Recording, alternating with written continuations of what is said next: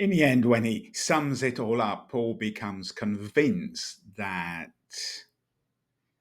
the benefits his release will have for the church in Philippi outweighs the personal benefits for him of departing and being with Christ, and therefore he says he's convinced that the outcome of his trial will be his release, which allows him to return to the church there.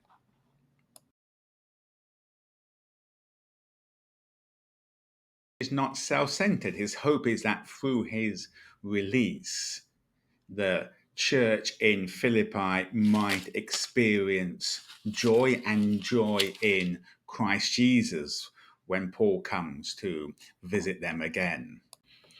For those who are interested in such matters, the fact that Paul refers to his desire and his hope to visit the church in Philippi again is used by those who would prefer to see the epistle as written while Paul was in prison in Ephesus.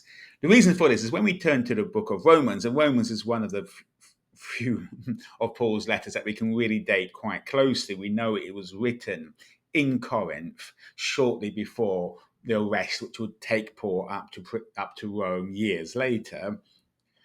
In a letter to Romans, he says that he no longer has any more work to do in the region of Asia Minor, Macedonia, and therefore he hopes to visit the church in Rome as he goes towards Spain, which will be his next mission field.